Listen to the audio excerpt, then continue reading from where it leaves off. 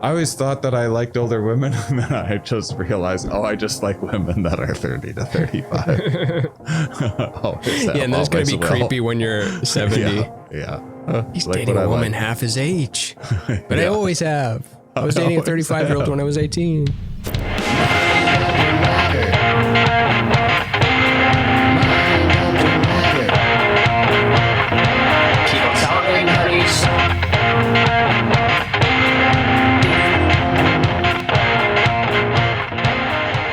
Zippity bam bam boom, we're back. The question boys are here to give you advice now. Or after we meander a little bit.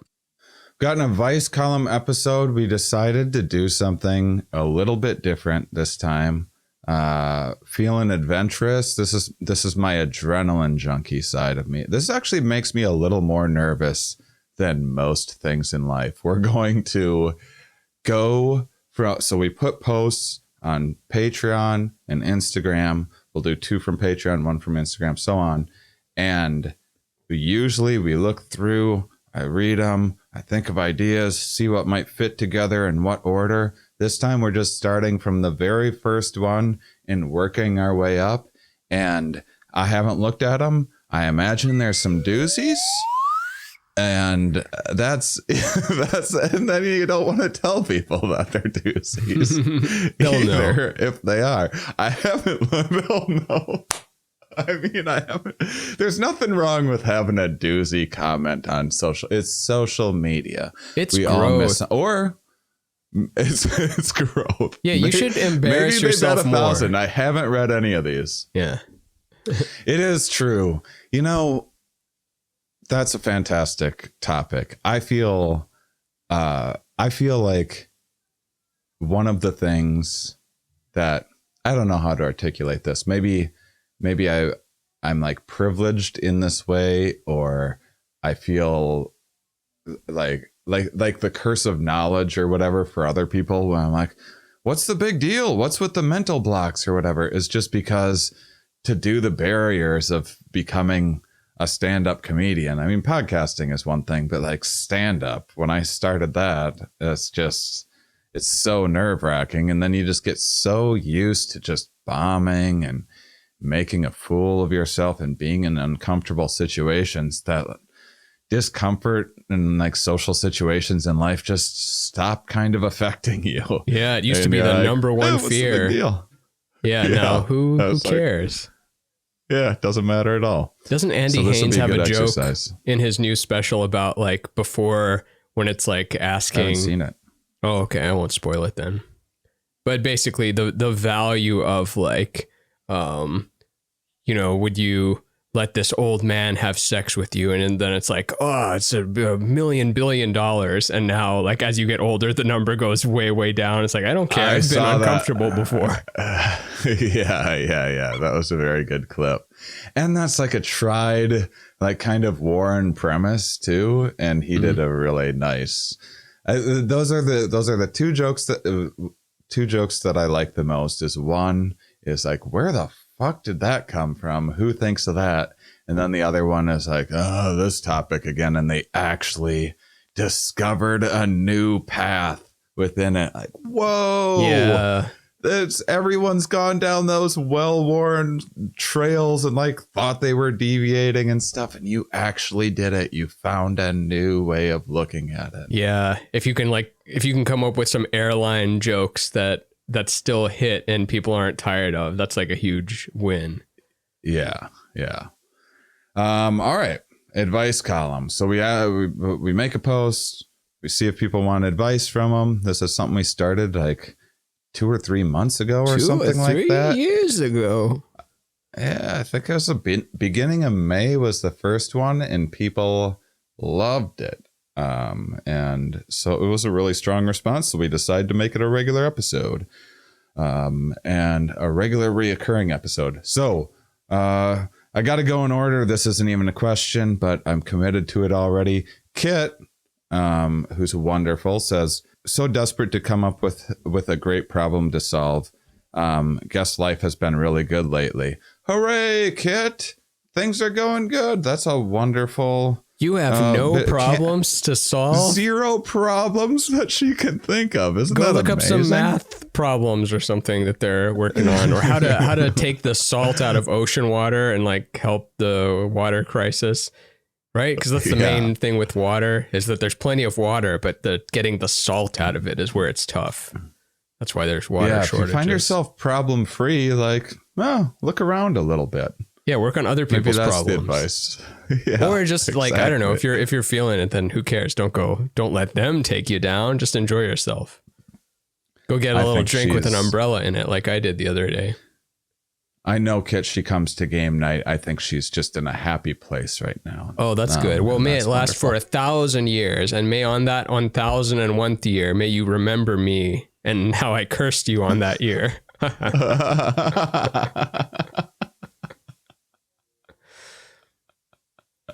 But until then, I hope that you're a wizard and that's the only trick you've ever done and will ever do. Just the weirdest curse. It just ecstatically happy for 1,000 years and then just remembers this moment right at the end of that 1,000 years. I haven't seen the whole show, but there's that Dracula show on Netflix, the Simon one, Castlevania one. And the premise is Dracula falls in love with this woman who's a scientist, and she's like showing him the wonders of science and things like that. And then, of course, it takes place several hundred years ago, and then she's burned at the stake for being a witch because she's a woman that was involved in science. And then he just appears in the flames like, you fucking assholes. I curse this town. I will appear in 1 year and you'll all be dead. But I love that he didn't just do it then. He's like, I will be back in 1 year. And then they all carry on with their business. And then he returns and kills all the town 1 year later. That is such a calm and collected. I need a vampire mind. I'm so mad right now. I'm going to take a year to cool off and then commit genocide. Yeah. He stuck to his word, though. Fun. He did it, but he also waited the year. Nothing happened in that year. Maybe it was to show their hubris that even with warning, they would still not budge. Now when someone says something to the effect of, I'll show you one day, you'll see, or I'm just going to be like, what are you, a vampire? Who says stuff like that? I remember having thoughts like that as a kid. Did you ever? I was like a very bitter, angsty kid, and I was miserable. But I was just like, I remember thinking they'll see, or like just having like spite fueled future fantasies.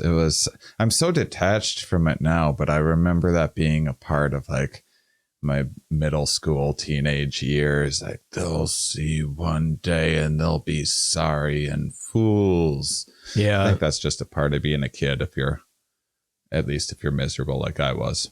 Or the teacher saying you'll never amount to anything, or the doctor saying you'll never walk again. Like, chip on the shoulder is a huge motivator. I don't think general spite encouragement fuel really does the trick as well as like bitter rage towards making someone feel bad. Spite fuel, you feel like? Not active, but I'd be lying if I said I probably didn't. I can't think of a specific example, but just that general feeling of like, I suck ass now, but one day I'll be awesome at stuff, and people will be looking through the magazine or whatever, be like, it's the guy I made fun of, and now he's the shit. That's that guy who used to suck ass. Instead, they're just happy for you and stuff.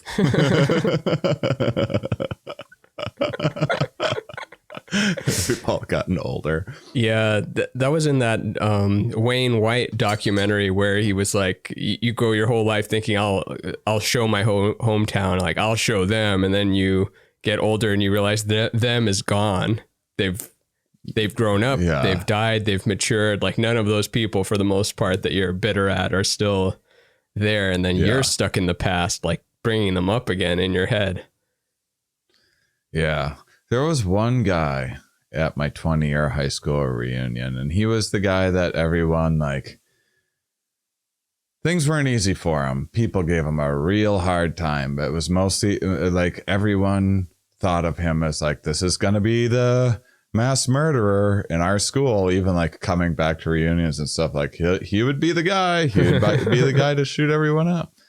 And he was still pretty in that place. As long as he doesn't do later, he was still like, he was pretty fidgety and stuff and odd and trying. Yeah, it was real strange.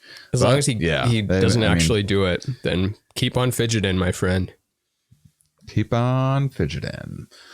So Ryan McFall is next. He says, This is an interesting question. This is something I haven't really thought that much about ever in my life. How can I be a good neighbor? I go knocking on doors and introducing myself, meeting some, hanging out with others. But what's a neighborhood for if we still end up staring out of our windows, wondering what to do? If I say I'll leave everyone alone, then I'm isolating. If I say I'll go see how everyone is every day, I'm annoying. Every day, every day, knocking on doors. Maybe you should go to a commune. It sounds like regular, because I think you're already a good neighbor. Like taking the initiative to meet people is really cool, and checking in every month or so, or just being like, "Here's my number. If we're too loud, hit me up." Or I think he's exaggerating. Just, don't be a stranger. Of course, but I mean, it seems like he has a good balance. Maybe it's just this general sense of discomfort that can come along with being in a neighborhood. I don't know. Depends on your age. Depends on the neighborhood. Depends on your neighbors. You might live in the best neighborhood, but the two houses next to you, are just people that do not want to talk to anyone, don't want to be bothered with anyone. It's huge individual differences. The best neighborhood. Yeah. So you live next to Rachel Ray and the Obamas. Yeah, the best neighborhood. How do you know how big of a city your parents grew up in? Mashhad and Tehran, Iran. So Mashhad is a very small town, and then Tehran is the capital. Mm-hmm. But I have no idea what the population on that is. Tehran's big. It has to be because it's on the game Pandemic, so I know it. There's not that many cities on Pandemic.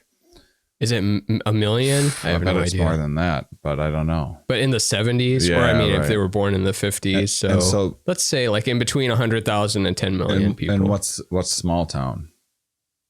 Small town would be under 60,000. Oh wow! I mean, I could look this up. Where are you going with this? Just fun? Just for because my parents are from. My mom is from a city. I bet there's probably. They're also from Iran. I just never knew. Get out of here. My parents are also from Iran. My mom is from a city that I would say had to have been between 1,000 to 3,000 people. When ooh, that's tiny. When Jesus Christ. Hold on a second. Oh, Mashhad is 3 million. I was way off. Phone wasn't off. And then my dad was in a city of 200 or 300 people, a town of 200 or 300 people. Yeah.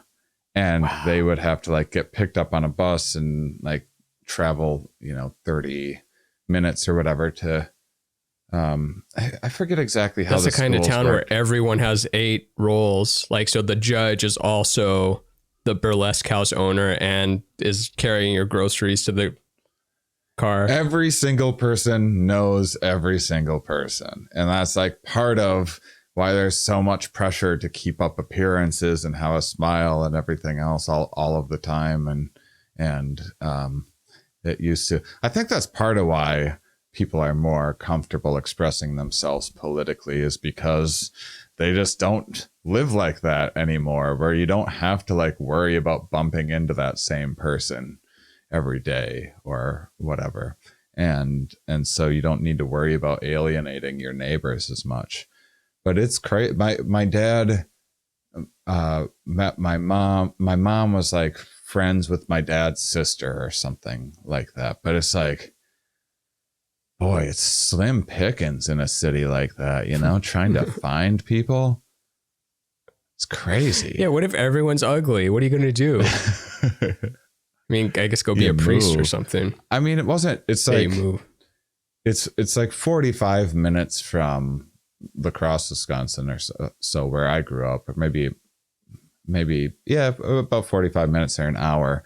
So you would go into the big city, which was probably like 20,000, 25,000 people. That would be like big city living, and like go to the mall or something like that. And that was a really big event. Yeah. Back when it was something. Yeah. Back when the mall was taking over and it was threatening mom and pops. Yeah. Like Amazon then superseded that. But before the mall is like, no, we're going to lose our connection. It's all one big conglomerate. Have you seen the show Physical, by the way? Rory Scovel is in it.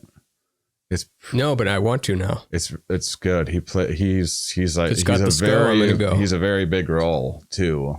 He's not like the main role, but he's way up there, and he's great. Does he do the Southern voice? No, he plays his regular voice. He plays like he plays kind of a hippie professor who's a dirtbag and wants to become like a politician and like a swinging 60s guy. And she has like bad self-esteem and then gets into jazzercise and like finds herself and stuff. And there's so many great like 70s mall shots. They like really nailed it, and it's really, that was a really special time capsule where just malls were just the rage.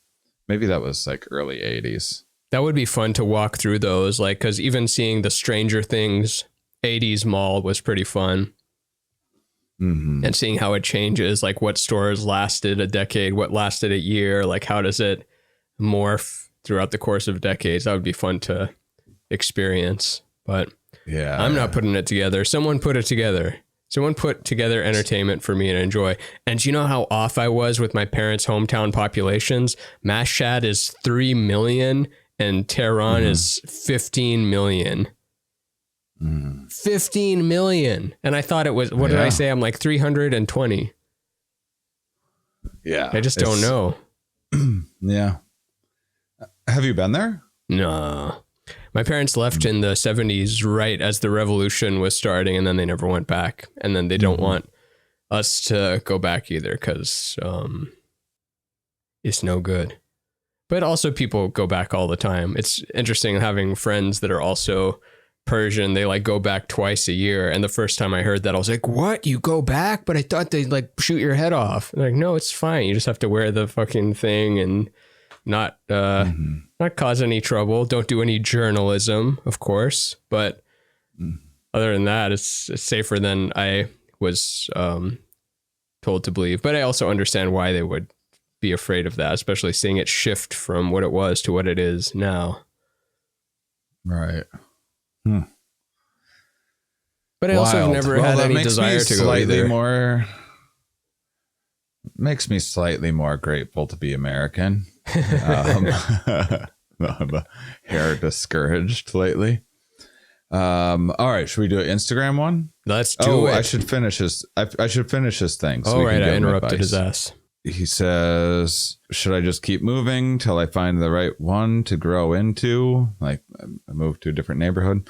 Or maybe I should just jump in the woods, find a rocket, or read the Bible. So those are your three alternatives, Ramin.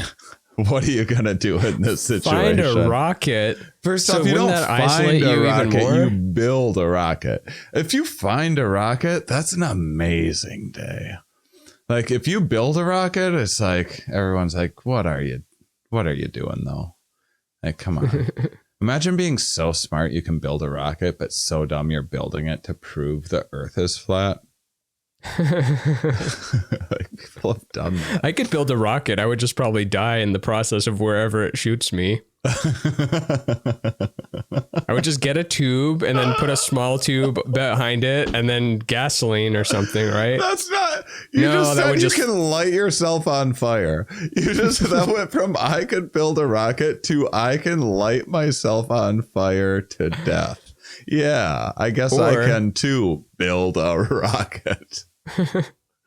Okay, what about like one of those CO2 capsules? Get a big one and then build a puncturing device that like pokes the hole in the CO2 capsule, like with those bottle rockets, but just a big one. And I mean, still would kill me. You know, I've been fascinated about, here's something we can't have at Mom, not year one. Maybe this would be a year two thing. We got to make sure no one gets hurt year one. And we have so many amazing other things planned. But have you seen the videos of the airbag things where there's someone like laying on the airbag and it's like a long like rectangle, and then like three other people jump on the other side of it, and then it just launches them and like into the water or whatever. Yeah, it's real dope. And I've always actually wanted to be in a human cannon.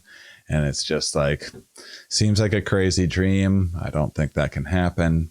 I've watched things about human cannons.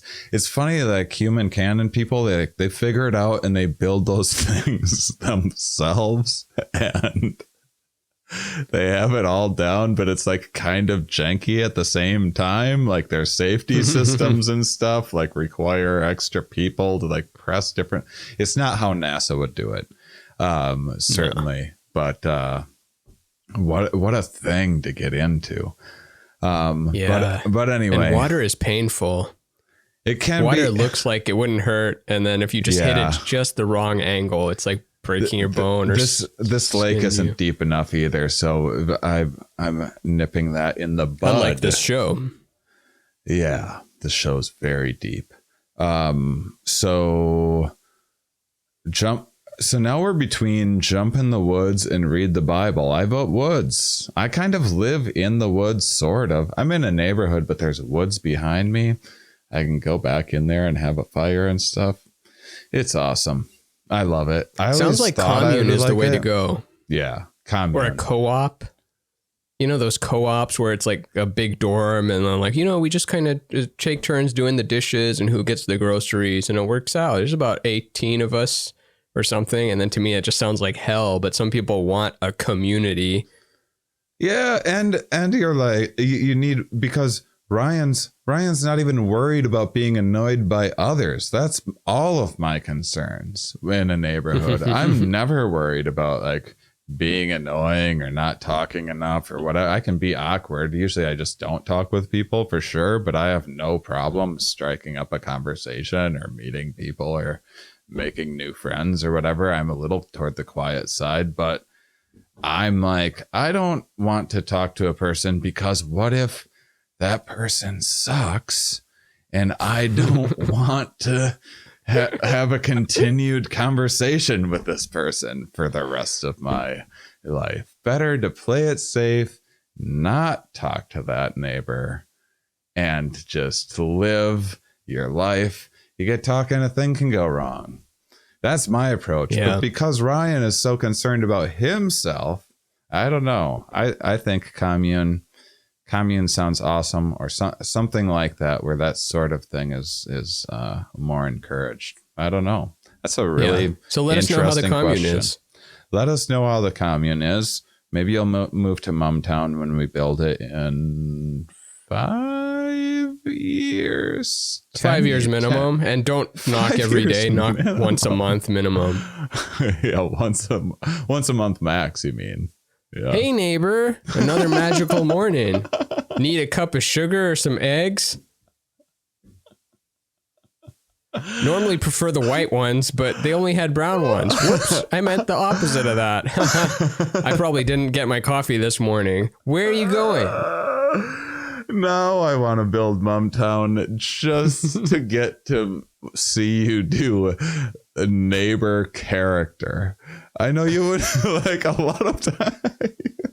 You wouldn't even just be normal Ramin. Just every time we see you in public, you're just in neighbor character mode. I do refer to all my neighbors as neighbor because I forget some of their names sometimes, or most of the time. I know half their names. What do you do? How you doing? Hello, neighbor. What's I say howdy, neighbor. I just see them while I'm walking the main blocks. Hey, howdy, neighbor. What's shaking? And then I'm like, all right, I'll see you around. That's good. Yeah. Yeah. Keep it nice and brief. That's a great interaction. Yeah, that's my style too, I think. Okay. So now to Instagram. This is BryceBot 5000. I'd like to get your take on porn as an individual and as one in a relationship. As a corporation. And as a corporation. Corporations are individuals. They're people. No, you're right. They're corporations. So this is what we get for not screening them. Porn. Weird thing about me, I don't watch it. Other than ones that I've made. That I keep them like I keep them. Me too, with the ones you made. I have the, you know how crypto people will be like, here's how you need to protect your crypto wallet, and they have like a safe buried under a thing with this and that. That's my porn situation. And excellent. But I stopped watching porn when I had my last serious relationship, and it was early on in it. And I think once in a while I'll just go for like days or like a week without masturbating, and then without even realizing it. And I'm like, whoa, have I not masturbated in a week? That's unreal. How far can it go? And then I'll just keep on going for more days. And then I get like concerned. Like, should I Google if this is okay for your testicles? I get like weird in my head about it. And it was I never one really of those learned times. the science of that. I mean, it's fine, know. right? It just I think it just okay. recycles. Yeah, I think I don't think it builds up and then you die. No, I think it's okay. But also, it might build up and then you die. And I know there's some like prostate things, because I remember Trey Gallion had some kind of joke where he had some prostate problem, and then the doctor recommended that he masturbate like at least 5 times a week or something like that. He's like, "Oh, doc, can I get that in writing?" Oh, I remember that joke. That's something like that. So perhaps, times you do need to clean the release valve, though. Yeah. But this is an interesting question, like that he would want our permission to or to not browse. I mean, if you're not in a relationship, it sounds like that's a non-issue. And then if you are in one, it sounds like that's in between you two. And I remember hearing this polyamorous talk with someone about how poly relationships often have more communication than non-poly relationships, and they think that it's the opposite. But normally, like, you're not discussing the boundaries in a monogamous relationship. You just you assume the other one just knows what the lines are not to cross. Mm-hmm. And then so you have to just establish what those lines are. Like, perhaps it's okay to watch it but not make it, or perhaps it's okay to make it but then not make it and then send it to their sister. Perhaps you can send it to their sister but not their cousin, or something like that. There's like probably some thing. And if it's a big thing with you, maybe it's like, oh, they said I can't watch it, but I really want to watch this one. Then I don't know, go to court, do a filibuster, like stand up for your right to party. Like, here's what I believe, and I don't think it's wrong for this reason, and it's safe. If you notice, I'm more relaxed mood, but also it can be a vice too for some people, like with cigarettes or alcohol or things. So you don't let yourself get carried away with it, but you also don't have to go join the Church of Latter-day Saints either. So I guess you could say I'm a moderate.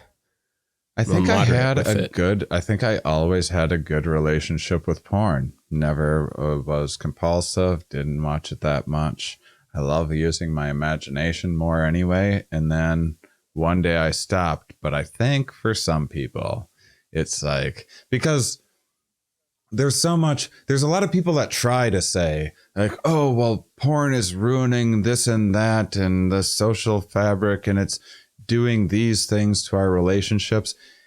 And there's even, some people try to forward some supporting evidence, and maybe there is, but I have my favorite person on this is I've had this woman, Nicole Prosy, on Here We Are a couple times. She's awesome. She studies all things sex. She was at UCLA and they were like a little too controlling, so she just like went on her own with sex research. But she'd like, for example, she makes 3D printed dildos and like different sizes to see what females prefer. She like tests the female orgasm. What a fun life. It was so fascinating. I remember. And women have it worse in many, many ways, most ways, but in the sex research way, I think they have it better. Because I think there's like less, like if you're researching 3D printed dildos versus 3D printed fleshlights or something, like, oh, I just decided to print out 100 of these ones. It would probably be like, who's this creepy ass doctor? Yeah. But this is like respectable sexologist, Dr. Krause or whatever. Yeah, but the downside is she gets the stuff that females get, which is like the kind of harassment. Like she just that falls in the category of the other thing. Yeah. Getting like, she went through all of this fucking like lawsuits, all these crazy, this like insane anti-porn, like this of one individual was like finding her address, sharing it with people, death threats, all of these things. And then the guy, and in the middle, and like all this lost like years of this, and then the guy just fucking died. And she was so happy. I don't know. But and he was like in she some prayed other for it. Yeah. And but you know, so you get that. So I don't think it's problem free being a sex researcher, but she is fucking awesome. She does such cool stuff, and like female orgasm stuff. So to properly test if females are actually having an orgasm, you know what you do? Butt probe, anal twitches. The one like go-to physiological sign of female orgasm is anal twitching and contraction. Oh, so that's the tell. That's the tell that you can see if someone's faking. And then from that, she's found out that a lot of ladies thought they were having orgasms that were like getting close and just like, this must be what an orgasm is. This happens a lot with women, I guess. And then one day they're like with a new guy or something, and then they're like, oh, that's what an orgasm is. That's something we don't have to deal with. We're like, that was clearly like an orgasm. It's like the DMT trip where you didn't break through, but you thought you broke through because I felt a little woozy and I had some far out thoughts like, what if there was a UFO in the sky? So I broke through, but you didn't break through. But I might be biased because I just love her work. I think she's insanely smart and just such a fun person. But she does a lot of anti-porn hysteria work and has tried to, like, you know, she's a really talented scientist and has had to like. So she's doing the Lord's work. Yeah, looked critically at like all of these surveys and things to see if like porn was actually ruining marriages or leading to more promiscuity and stuff like that. And it doesn't pan out. Young people are having the least amount of sex. It's on a downward trend, especially young men. The age of like losing virginity is going up. It's increasing. They're having less sex. Oh, interesting. Yeah. There's so many factors though, because yeah. I mean, one of the factors could be, the social media thing, the COVID thing, the, I don't know, more than I can count, but definitely what porn is now has definitely changed from what it meant in the 90s or the 70s. It is crazy how this whole thing exploded. And it was too much, not like too much in that, like, we got to do something about this. But I mean, there's more than you can consume in a lifetime created per day. Like 15 years ago, that became the case. Now we're in like more than you can even have see what the landscape looks like. You can't even see what all there is. Before you could see like, oh, that's more than I could consume in a lifetime. I'm looking at it. And now it's beyond even that. So it's expanded past your even horizon, periphery of stuff. which is great. Or it's bad if you don't like it. I mean, my intuition, despite what I just said about Nicole's work, because who knows what all specifically she's testing. I haven't talked to her in years, so I may not be getting all of it right. But my intuition is like everything else. You habituate, you need more, and then some people that is expressed in just like stranger and stranger and like needing novelty so much that you're doing things that like are unnecessary, maybe at best, if not, like maybe venturing a little too far into the wild on those porns. I like every time one of those like new 2 girls 1 cup things or something like that comes out, There's I'm always ones? just like, yeah, there's a new one, I guess. I had a friend of mine, she's gross and loves gross things, and she told me that there's Let's have her on. She told me there's one that is way worse than 2 girls 1 cup, and that when I saw that I puked. I physically, my brother showed it to me, and like taken back when you'd get like the reaction videos. My brother showed it to me. I saw like the first 30 seconds.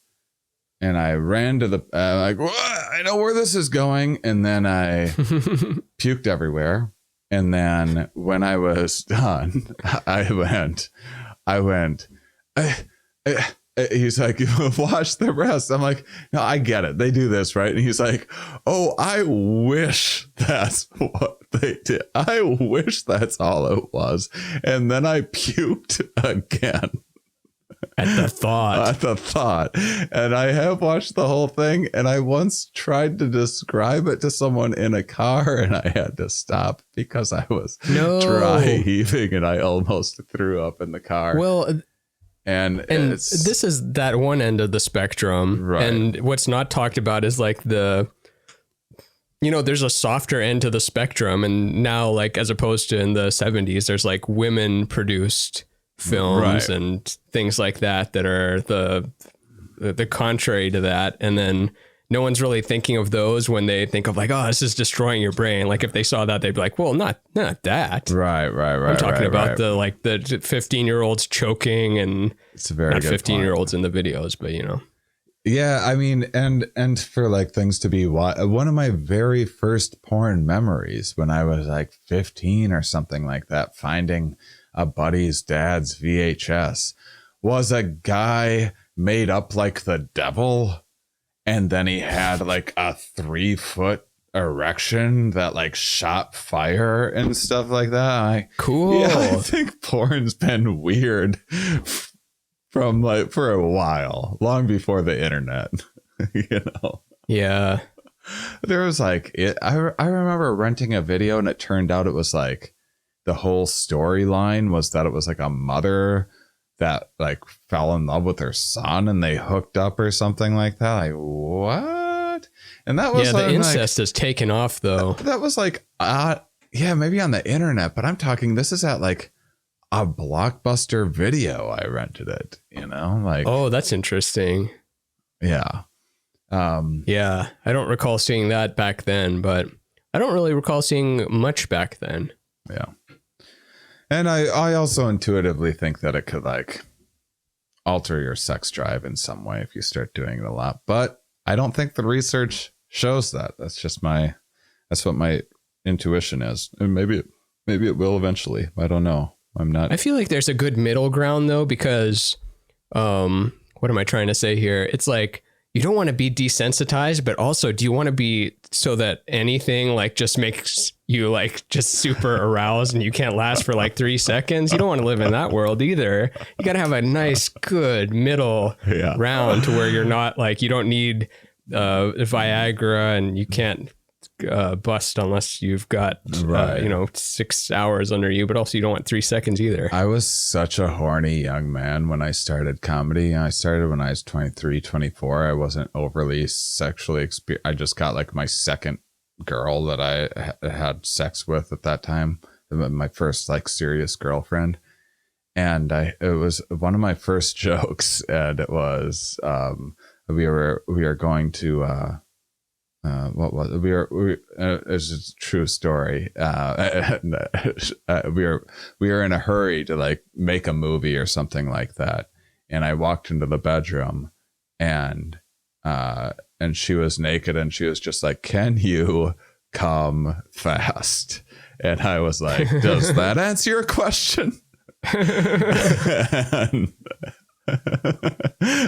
And that's what being 23 is like. I'm 42 now. Different situation. Yeah, whole different ball game. Yeah. And then we're going to get on the other side of it eventually. Oh, yeah. What's the other side? Nothing? The other side's like, yeah, medical help, I think, you know? Oh, right. Yeah, needing to... I have older friends that you need to inject that. yourself every 3 seconds. Yeah. Something like that. Oh, but to answer your question, that's between the two of you. So whether that means you watch the hardest core stuff while she's in bed with you, or whether that means in your own private time, or whether that means not at all. That means you got to figure that out with the partner there. Yeah. But if you need me to talk to her, just give me a call.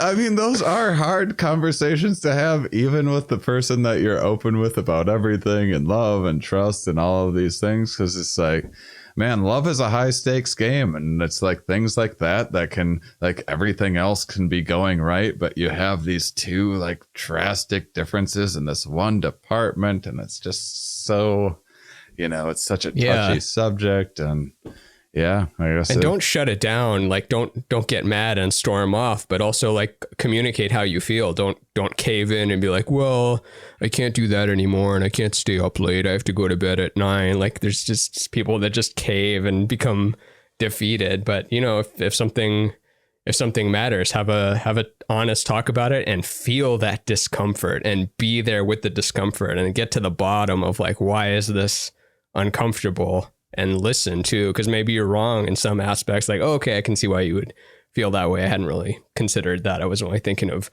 me and my feelings, but that makes sense. But what do we do? Where do we end up here? Mm-hmm. So enjoy that 78-hour conversation. Go have it right now. 78. You could be done by the weekend if you start now. 78 hours might be hopeful. It might be a thing that takes some time. It is a ongoing conversation, but we don't know. Your comment is not very specific, so he might not even mean any of this stuff. It's like not even totally clear what he's saying. Bryce bought 5,000. Oh, but also, I might have been misinterpreting that, because as an individual and as one in a relationship, as an individual, it's probably too much. If you're an individual, I'm going to tell you, you probably got to cut back on it. No matter who you are.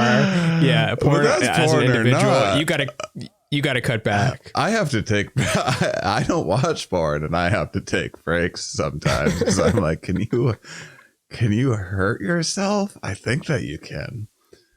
Andy Haynes, another Andy Haynes. I'm going to just say every Andy Haynes He's joke a very good on comic. this. He's great. Let's give him plugs. Like he said, like watching porn as a might have just been about masturbation. Maybe it was both with porn, but anyway, it was as a single person, it's like sad. It's like, oh, I'm just here alone. No one wants to do this with me. But then in a relationship, it's like sneaking cake into a jail cell. He's like, this is mine. Yeah. But he has so many jokes like that, like where he's referring to his wife as his enemy. Yeah. They're funny. Which is fun jokes. They're funny. I love good wife jokes, but you shouldn't live it. You shouldn't live that like resentment for real. Well, I bet they don't for real. I don't know. It's hard to tell. But what's his wife's name again? She's so funny. Rosebud? Yeah, Rosebud. I mean, I don't listen to podcasts, so I just watch highlights and stuff on Instagram, but they're funny. Have you ever seen, I I think she hates me, or my wife hates me or something. Rich Voss's podcast with Bonnie McFarlane. Oh, Bonnie is so funny. Bonnie yeah, and they're so is interesting. Fucking hilarious. Yeah. And he's like so dopey. He's a great guy. I know him. I've met him. He's fantastic. He's a sweetheart and everything else. But they are like, what an interesting she's like whip smart and like very funny and quick and everything, and just like rips the fuck out of him so hard. It's fun to watch. Oh yeah. All right, next question. I haven't tuned into them in a while. Pretty good. Every time I see a clip, I watch it. By the way, if you don't follow us on Mind Under Pod on Instagram, great way to share fun little clips with friends and get people hooked in, rather than like, here's an episode or this is an episode. I bet you can get people hooked in like 5 minutes, rather than, or maybe even one clip, rather than trying to explain the whole thing. All right, so the Crippler writes from Patreon, what are some things you both think are essential to marketing yourself when pursuing a self-owned and operated business, specifically a utilitarian business such as tree removal, subcontracting, etc., and creative businesses such as an artistic endeavor, woodworking, writing, etc.? Thanks for the advice, oh wise wizard boys of comedy. Wizard, we had a wizard reference. This is like this keeps on. If you listen to the bonus porn. Mind Under Art, we had the craziest. If you, by the way, we should. By the time that you're listening to this now, I didn't even tell Ramin this. I think I sent you a text about it, but you should see on some platforms that there's bonus episodes behind a paywall now. They've finally added the feature to add video on Spotify and stuff too. So if you've been averse to joining Patreon for whatever reason, you can download our bonus episodes there. Patreon's a better deal. You get more things, but that's another option for you. Do it. But I on the bonus episode that was, what was it? What is it? Life keeps on getting more complex. What was the piece? The craziest thing that's ever happened with Dr. Fumbles. Remember, it was like the time travel episode. The craziest thing happened right at the end. You know what I'm talking about, right? Oh yeah. Things get stranger and stranger. Things get stranger and stranger. Watch that one. That's the weirdest, craziest, oddest. Mind Under. And that sort of just happened again with the wizard reference. I called you a wizard. The reality is tearing apart. We've been seeing it for the last 8 years, but. So, business advice, marketing business advice. Here's one. I'm going to say a good piece of advice is to, I think this is a Gary V line, but market in the year you live in. There's a lot of people that maybe learned something in 2012 or 2014, and they're like, I'm going to do a marketing campaign for this. But the world has moved on. Perhaps Google ads don't work the way they used to. Perhaps email marketing doesn't work the way it used to. Facebook ads, perhaps you have to fix this thing. Like, kind of let go of what you think the landscape is and look for where attention is underpriced towards who you're trying to reach. Like, maybe you're trying to reach people over 50, then Facebook is a good place to go. If you're trying to reach teenagers, you're not going to reach them on Facebook or Google ads. You're only going to reach them on Insta or TikTok and everywhere in between that. So like, figure that thing out and where you can make the money work best for you, or even not money, just kind of show up and let people know what you do, and try to be entertaining, because people can smell an ad and they don't like it. Even if the product is good, they're like, it smells like an ad. I hate it so much. Get out of here. Yeah. And our bullshit detectors are only getting better and better and better. Yeah. Like, think of what commercials worked in the 50s, like the X-ray glasses on comic books. You could have just sold that on comic books. X-ray glasses, see-through clothes. Right. Submarine that actually works. Yeah, I mean, everything's so I I'm an artiste and do all these different weird things, podcasts, stand up, now putting together festivals, doing social media stuff. And then my dad's the total opposite of like the first part of your question, makes countertops, built his own countertop business from the ground up. And wouldn't say that he is, I'd say he's terrible at marketing. And he's amazing. He's just the best that there is. And like all the contractors know who like does the best work and stuff. And so he's just got it from word of mouth alone. And boy, that seems impossible to do nowadays. He did that like 20 years ago, you know, where that was sort of the norm anyway. You know, you'd share your business cards and stuff, and you'd show up at church and you'd donate like a countertop to the church or something, and they'd see your little sign on it, and like, oh, okay, I'm gonna go with them when I get. And he has no idea. Their website is like 15 years old, and like the pictures look historic. And they have so much work that they don't even bother marketing because they won't be able to keep up with it, which is a whole other thing. They should expand and get more employees and shit. But anyway, the point is, that's fine if they want to stay that size. I met this bookcase guy that like made custom, or I mean, maybe not custom, but made bookshelves, and was just very prideful of just having one location, no ads. Why should I expand beyond making, 60 grand a year? Like, why does everything have to be Google? And like, oh, now we're getting into the content business. Now we're making limited series. And now we've got a new one with Pete Davidson now or something. Like, no, you can just be a little thing if you want to be a little thing, but just recognize what you're trying to do. Don't resent that. Like, why aren't I not bigger? Because you're not doing the stuff that big people do. Like, we have to think about that sometimes too. Like when we look at other like big podcasts, they're doing stuff that big podcasts do, and we're not doing stuff that big podcasts do. And perhaps we're going to get bigger, but we're not doing the big, we're not commenting on the daily thing and showing up with it all ready to go with the controversial take or the pandering take to one side or whatever. It's a different game. I like my favorite thing is every time there's like a thing in the news, like actual big events happen, and then there's the person. I love the alt moderate person or whatever that position, or they're like, they make a whole living talking about nothing but politics, but they say the whole time they're talking about politics, they're saying they're not talking about politics. They're like, everyone else is just talking about politics all the time and is going crazy about politics. And so here's what we should do politically to change everyone from talking about politics and that's their whole show.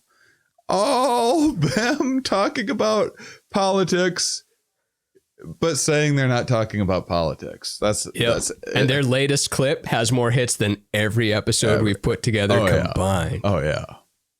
It's I mean, it's but we're playing the long game. We want to be listened to in the year 3000. That's true. This is all for the people in the year 3000. Plus, actually the Campout has made, not that I also want the Campout to get on podcasts talking about it and use that to draw more attention to the show. And we need show growth and more Patreon support and everything for it to be sustainable. But the Campout is a really good example of like, you couldn't do this if you were really big, you couldn't do something like this. And what we're doing is something that's like extraordinary. It makes me happy every day when I think about it. It's like, it's a piece of art in and of itself, and multiple. In fact. Yeah, it is Goldilocks. Yeah. You can't do it if we're too small, and we can't do it if we're too big. Mm-hmm. But I don't know. I mean, that should be my advice for everything. Like the porn question and the other questions, like the answer is always just the Goldilocks porridge. Goldilocks, yeah. Like you're bothering your neighbors, do the Goldilocks porridge amount. I guess it's baby bear's porridge. I will say there are things that on like the tree removal, subcontracting and stuff. I always don't like just your name, like Fred's Tree Service or whatever. I never like you can't I've got come a up cousin, with a Fred. fun I trust him. name. Like come up with a fun name. People will remember it. Like come on, it's not ask if you can't ask a friend. And then the other thing is there's like curse of knowledge stuff that happens in the trades where you get really good at a skill and you know it so well that, like all of us with everything, we forget that a lot of people are newcomers to that thing, to that plumbing thing, to whatever else. It drives you crazy that people can't understand why this thing wouldn't go here. Like you show up to change the countertops and they still have stuff on the countertops. What? Why wouldn't you fix it? You know, and within that, there can be blind spots of like my dad, named his business like an industry term over. Have you ever heard of solid surface before? No, only because you told me though. And like no one knows what it is. And so it took him forever to like just put. I didn't know it meant countertops. My sister put countertops on the building one year, and then they just started getting a bunch of customers coming in because no one knew what the They're fuck fighting it in was. the parking lot like it's a Trader Joe's. Yeah. But they also get like a lot of corporate, like, you know, doing big hospitals and universities. And so I think like having the industry term for that stuff like helps be identified more. That's but good. Or keep going. I don't think it was intentional. I don't think they ever set out. My dad started in my garage. But all of that is to say is that there might be major blind spots like that where you tend to. That's what I was going to say. Make assumptions that other people are going that what's in your head is going to be clear to everybody else because it's clear as day to you because you're so experienced with it. We work on that shit all the time with marketing stuff and like phrasing things and wording, like what me and Banana little do. tweaks. Like, oh my God, I feel so bad. We got to send tweaks to Ramin to like update the website with it stuff all the time because I'll send it to someone. I'm like, oh, someone thought that when I said that. Fuck. Oh, I can. You totally see it once it's explained, once you see someone's point of view, but it doesn't even like occur to you. So you got to shop stuff around a bunch with like friends, honest friends that will like shoot straight with you. Fresh eyes. Fresh eyes. Fresh eyes are the key. And tweak. Mm-hmm. So tweak, fresh eyes, market in the year you're living in. Mm-hmm. That's how you're going to make the best. What business was it? Tree? Well, he had two, either like business? the trades sort of thing, you know, like trades or the in the arts, which would probably be more like social media stuff. So, well, with creative stuff, it's good to remember that art is an emotional buy. So you can get in your head about like, oh, no one's going to pay $60 for a poster. But sometimes people do because it hits them on an emotional level, whereas they might not pay $60 for like screw that they need to fix their sink or something. They might only go with the $20 one to fix that. But for a creative art thing, if it hits their soul that moment, they'll be like, oh, okay, I have to get this for $60. Yeah. Yeah. I don't know. That's solid. Solid advice. Good luck to you and whatever we should charge you're for putting it together. Check us out on Patreon, Mind Under Pod. We should combine all the questions. Like, how do you get your neighbor? How do you market porn to your neighbors? Open your windows. Direct mail. Just open the drapes. I'm a bit of I have like a voyeuristic fantasies, and there is this one when I lived in Austin. Watching people Maggie. Or being watched? Both. Both. Which one's better if you had to pick?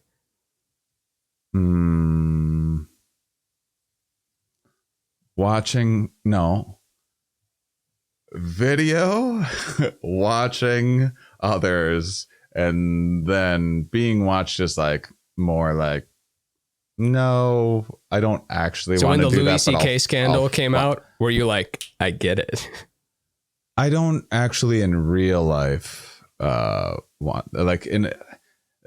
It's all in the fantasy world. Gotcha. I mean, I've had sex in like bathrooms or like woods or forests or whatever, but it wasn't with the intent of being seen. It was just. It's the thought that you could be. Yeah. You could be. Oh, I banged in front of like windows in hotel rooms and stuff in like New York City where people could see. Yeah, no, I liked that. I think I like all of it. That was you. You can't. That was before everyone had a wonderful camera on their phone, very handy. So kind of ruined that experience. But the. What was the question? What was this train of thought? It wasn't a new question, right? The marketing one, or did we move on from it? Opening marketing, opening voyeur. The drapes. Yeah. I see. That's how we got on voyeurs. Okay. So Maggie and I in Austin, we had a place that had like a community pool and hot tub. And we go in the hot tub at night, and there was one neighbor. They're like a pretty attractive couple too, and they would always have their like windows open on purpose and would like bang and stuff. And I was like, "That's great. I enjoy that. You enjoy that, and I'm enjoying it as well." You found your neighborhood. Yeah, that was. That's the neighborhood you want to live in. Yeah. All right. Lucas Maybury.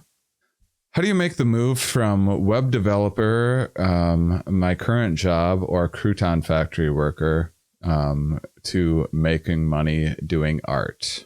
Slow and with great difficulty. Yeah.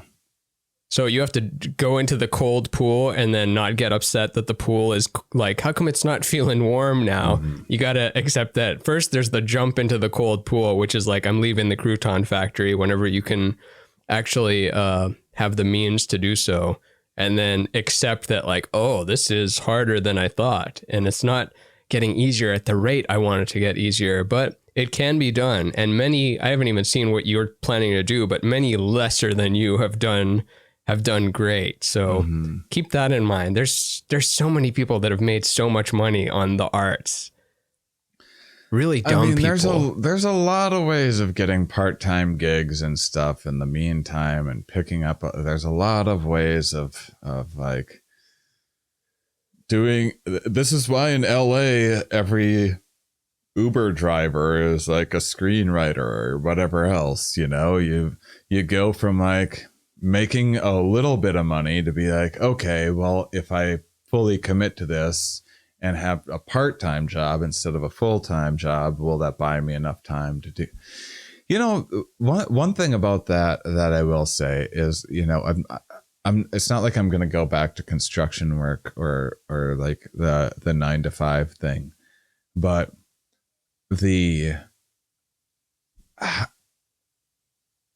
I made such good use of the time that I did have. Like I was a laborer and stuff. And so I would be off on my own, just lugging shit around and sweeping up things and picking up crap and stuff like that. And I would always be sneaking off to write jokes in a notebook, probably like 30 a day while I was at work, because my brain was like escaping from work. I haven't written a joke in like 30 days. No, I mean, I have a fuckload of other stuff that I'm doing, but you know what I mean? There's something about that escape brain that is a fuel in a way that you don't appreciate until you leave. And I know that's like maybe not believable to hear, or you can't, even if you believe us, it's like hard to feel, but it truly is. There's like something about it that, because that you might find out the hard way. You might start making just enough money to like leave your full-time job and then realize, oops, that's where I got a lot of my drive and creativity from, was by going in and sweating out that like job that I was mundane or I was miserable at or whatever. Not that you should stay I try at to the miserable remember job. when my bank account is low, I always try to remember like, oh, this is going to make me feel alive right now. Even if it doesn't feel good, it's not comfortable and it's not good, but I do feel alive because it's like, I gotta get moving. Whereas if you're comfortable, I don't gotta get moving. Why should I get moving? But then when you're in dire straits, it's like, oh, okay, I'll do this. And then if that doesn't work, I'll do this and I'll do this thing. And then tonight I'll also do this. And then I'm like jipping and jiving all of a sudden. Mm. And also to the a specific piece of advice, which seems obvious, but perhaps is not, is that you have to provide a way for people to pay you. Don't just imagine that like, no, then I'll leave and then I'll make art and then money will happen. You have to give a channel. Like, is there a Patreon people can give to? Is there a thing people can buy, whether it's digital or physical? It has to exist and people have to be able to get it. And since once you get those first few sales. Yeah. And on the subject of marketing art, I was such a comedy purist when I started. And there's a lot of stuff I still hate, but I've just gotten like, I remember I had like my stand-up comedy teacher write my bio for me because we became friends and it was a favor. I was a good writer. I was prolific, but I just could not put a bio together. That stuff still makes me uncomfortable. But now when I do it, I'm like, I'm pretty good at it, actually. Like, if I can send it to someone else to correct grammar a little bit, I'm like pretty creative. Also, first bio is tough. Yeah. Because you haven't done anything. I've opened for Howie Hackstein and, right. You know, it's not like other comics. Like, what else can you say? Right. But the point is that I think that I was so resistant to the idea of marketing. Marketing has a corporate feel, or it certainly used to. Maybe it doesn't have that anymore with social media. But marketing to me used to be like, marketing, that's what Pepsi does, you know? And like, I am an artiste and I am like above this, like putting flyers up and all of. And then once I started doing that stuff, it created a lot more freedom in my life to do more specifically what I wanted, because I was targeting specifically the people that I wanted instead of just a generalist. Hey, I'm stand-up comedian here. And then it turns out marketing can be really fun and creative and like a real art form in its own right. And sometimes you being the artist are going to be able to blend no one's going to be able to think of the marketing ideas that you can, because you know your product so well. You've heard the things that people comment and say and the feedback that you've gotten. And not that you shouldn't hire a marketing company or something like that, depending on where you're at with something. But I also bet that the chances of finding one that can do it better than you can do it yourself would be like challenging or very expensive. I mean, yeah, that's the sister piece to the other question, because the other question we're like, show it to other people, get other people's takes. You have the problem of too much knowledge, but also the meat of it is going to be you, or the main lion's share. I guess that's meat too. It's all meat. All right. It's all bad for you. I had one other thought on that. Now it's gone. But also, it probably doesn't hurt to make more content. I always tell myself this too. And it's annoying and people don't want to hear it and we're exhausted and burnt out. But you will do better if you make more content. It's just what it is. Or share old stuff. Share stuff from a year ago. People's memories are short. They don't remember something you posted a year ago. Yeah, we got to do that more often, because it's fun to watch some old stuff too. Like, oh, I forgot about that thing.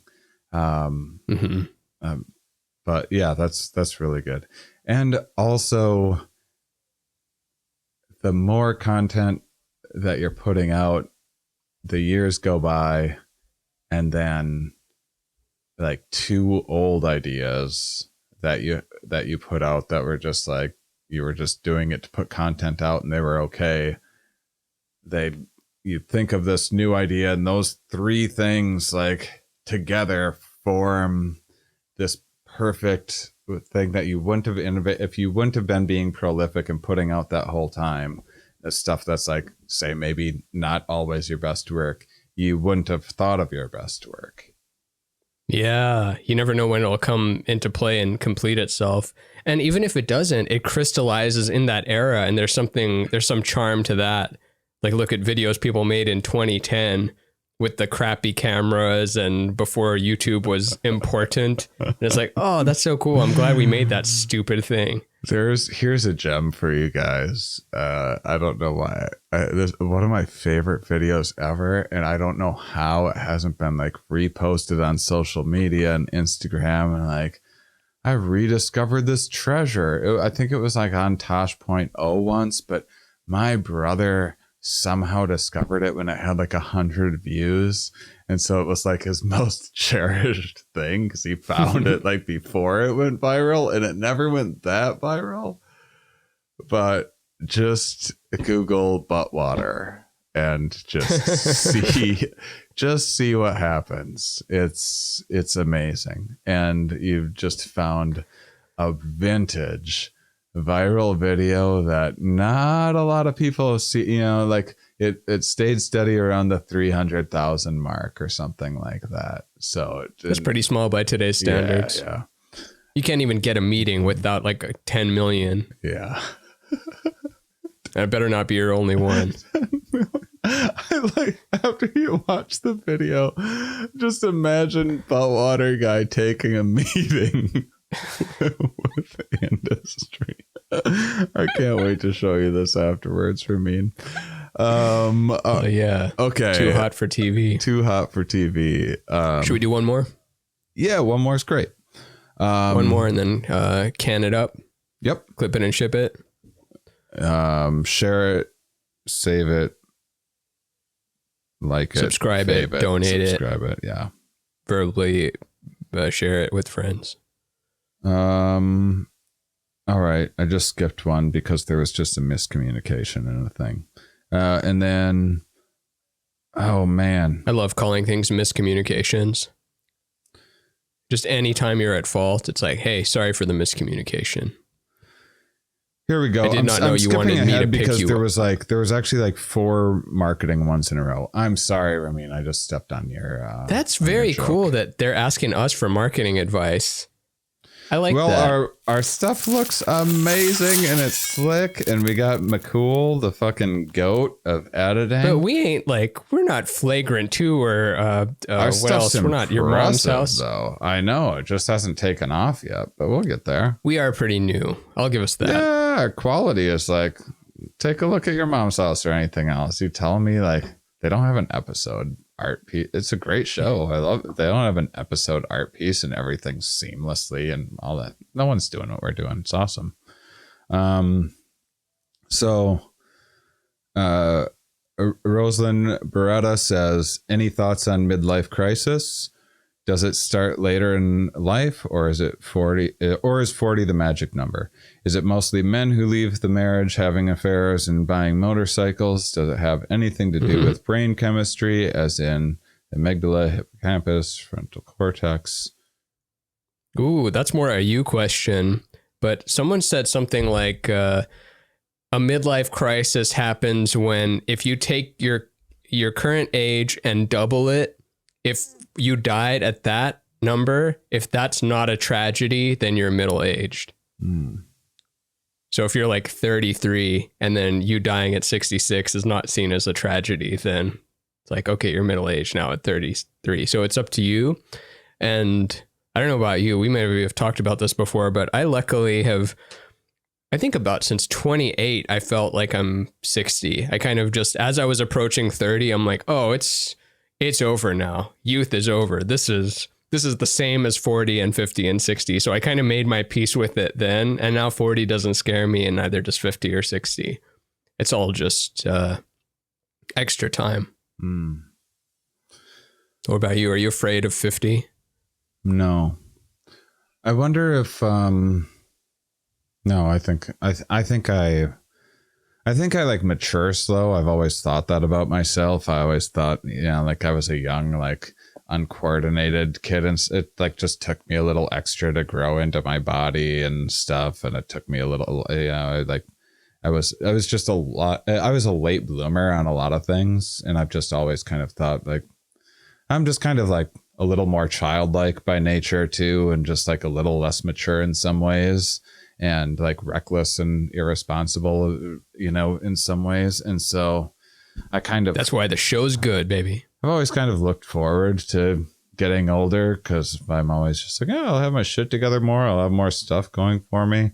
And not to dwell on gender differences too much, and it doesn't mean this is the painting with broad brushes here. Men are taller than women. Some women are taller than some men. Individual differences apply, yada, yada. But I do think that it in some regards it can be like easier to like get more respect and attention as a guy as you get older.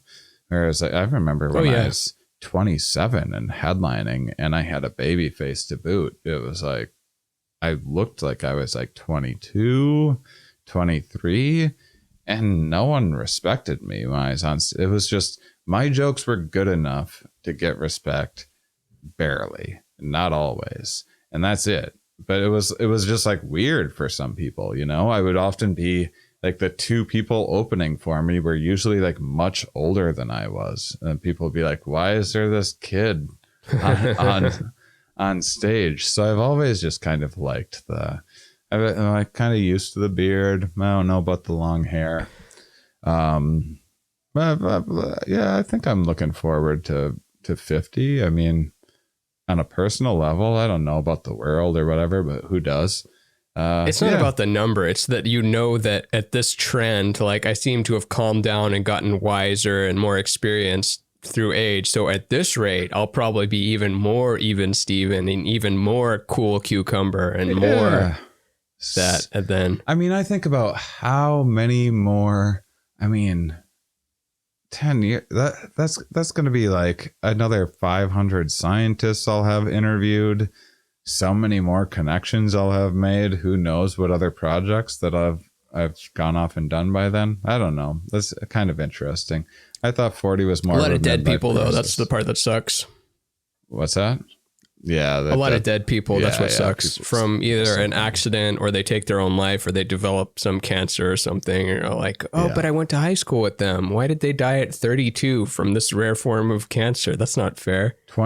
Class of 200, I think 215 people or something like that. 20-year reunion, only one dead person. Not bad. Not bad. Got you beat like by a factor of 30. Yeah. We just lost 3 more right now. Yeah. Not really. So I think do men leave more? No. They don't leave more. Well, one of the biggest predictors of divorce is if females make more money than men. So, oh really? Yeah, that's like that's the biggest demographic. That's the biggest rate of divorce is in situations where females make more money than men, and I don't have that at all. Happening more and more, and so I think women leave guys a lot. I think that it used to be the case that women like couldn't as much or whatever. I don't know, because they couldn't get credit cards till like 1978. By this time next year, maybe divorce will be illegal as well. But those asshats. Yeah. But yeah. I mean, the truth of like a female that maybe wants to have kids and family and everything is that 30 seems to. I've dated a lot of women around 30. And I dated older women when I was younger, and now I date like slightly younger women usually. And so like right around like the early 30s, like 30 to 35. and seems to be I always thought that I liked older women, and then I just realized, I just like women that are 30 to 35. Always have. Yeah, and that's always going to will. be creepy when you're 70. Yeah. Like He's what I dating like. a woman half his age. Yeah. But I always have. I was dating a 35-year-old when I was 18. And so I'm not that strict on that. But all of that is to say is that it seems like that's a time when it's like, baby making, biology stuff is like decisions need to be made here. Am I having kids? That seems like way more of a tougher decision and trickier position to be in than like a dude that's like, I want to get a sports car. But I don't know. Maybe I'm too hard on guys sometimes. So yeah, I think it's different for everybody. It's deserved. I think so. But having affairs, and it doesn't seem like women leave their husband for a younger thing and then buy a motorcycle. Maybe some. Yeah, that and maybe that's not the younger cliche, either. But maybe better. They leave for better, but maybe not younger better most of the time. Yeah, they leave for better. Better. Yeah, leave for better. But what about the amygdala, the amygdala, hippocampus, and frontal cortex? I know they meant to say amygdala, but amygdala is fun, right? It's like Caligula or Dracula. Unless there is an amygdala. Is there an amygdala in the brain? I don't think there is. Just an amygdala. I think it's Dala. It'd be like stupid autocorrect. Damn you, autocorrect. It's not your fault. Autocorrect did it. I got my first iPhone and the autocorrect is out of control. Like I try to write NP for no problem to people and it corrects it to no. I tell people no all of the time when I mean no problem. And that is a problem that happens. That creates a problem, especially if I don't catch it. And I just told someone no. And that's so cold. And no problem is so warm and easy, too easy. Yeah, no worries. So too easy, no worries. No. Too easy, no. No. All lowercase. That shit happened ever since I got my iPhone, stuff like that constantly. And that's a real one that happens. This might not be a solution, but it would be interesting if text that was auto-corrected was like in a different color. Yeah, that's not a solution. I just wanted to see what it would look like.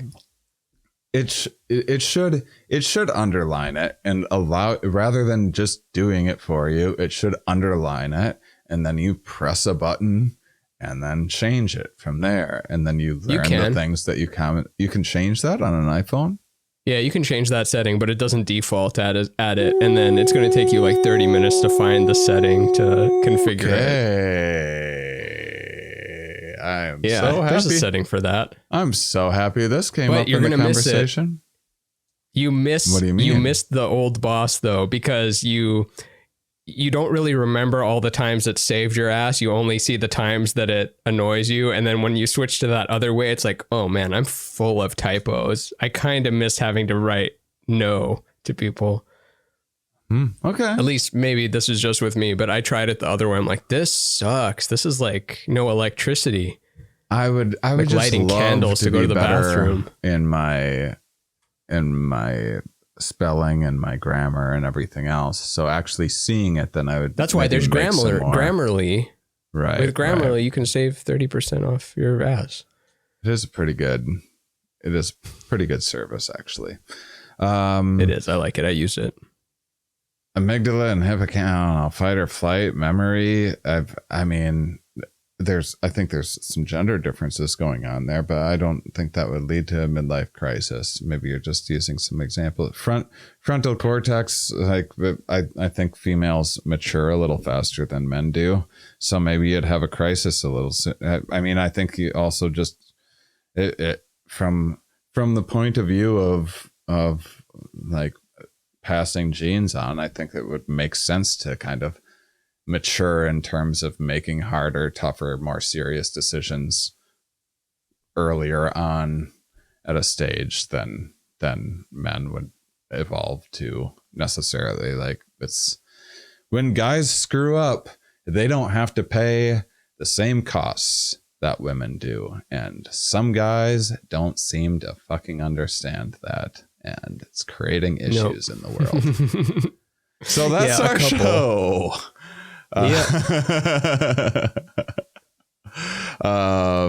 Yeah. But I think Midlife Crisis is not completely fiction, and can be a very valid thing. And I also don't think it's as determinate as the cliche of a 40 years old, leave your wife, get a Corvette type of thing. Yeah, and always work on the individual level. Like, don't try to fix all men or women to fit whatever your life is. Like with any of these questions that involved a relationship or a midlife crisis or something, but like focus on the person, because they might be different than the average. Like don't project the expectations of like, you're like this because men are like this or because women are like this. They might not be like that at all. And maybe they're not the person that's going to leave for the motorcycle, but maybe they will. And you got to talk about why they want that motorcycle. And maybe you can get a motorcycle big enough for the two of you. Mm. Or maybe 50 years of marriage was enough for this one, and you can still be good friends. Because, I mean, it is interesting. We're living longer and longer. And like, how do you like live with someone for that long? Like, I believe I can do it. I believe that it's like, no, we're not going to clock this one out in 10 years. Well, we're going the whole way. But then when you're in the ring, it's like, who knows how something can last? One of my friends, speaking of motorcycles, one of my female friends, she got divorced. No, years ago. We're friends. She is married and everything, and have become even better friends now that it's not weird that we talk to each other a bunch. But she went on a date. She like went through a breakup recently and was like, wanted to go on a lot more dates before like attaching to like the first thing she sees or whatever. And so she started dating some, and one was like totally just for fun. It was a ride out. I better not go into too many specifics. It was a ride on a motorcycle out to an event, and this guy that was like, she picked up just for like how physically attractive he was. Like, I'm gonna bang this guy or whatever. He showed up on a motorcycle, and they drove like 2 hours to this thing, and he had a little dog that was in a bucket in the front, and it had doggles. Cool. Yeah. And that's just what this guy does, is he rides around on a motorcycle with a dog with doggles on and just bangs women when they need it, when they're between things.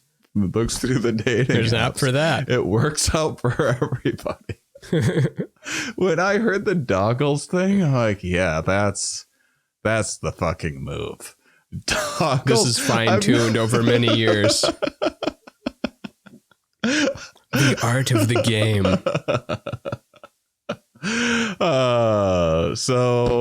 Anyway, yeah, I hope the advice helped. What do you think about this, Ramin? We have so many other great questions. You want to do July's bonus episode, part 2 of advice column? I sure do. With that? Awesome. Let's do it. We have more questions unanswered than answered. So yeah, so many more.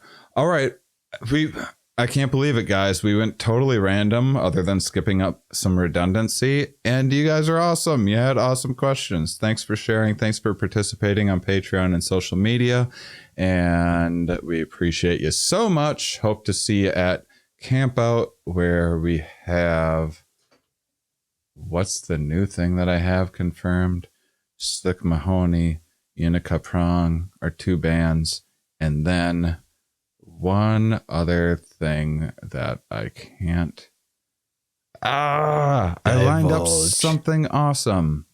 Oh, I confirmed. Save it for the bonus. I confirmed the paddle boards, which is already a thing, and a bunch of other stuff. Anyway, so many things. I can't even keep track of what I can tell you and what I can't. It's going to be so awesome.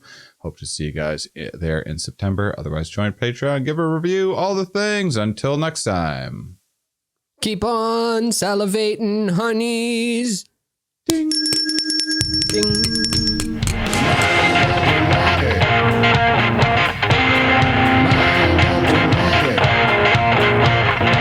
Keep on salivating, honeys.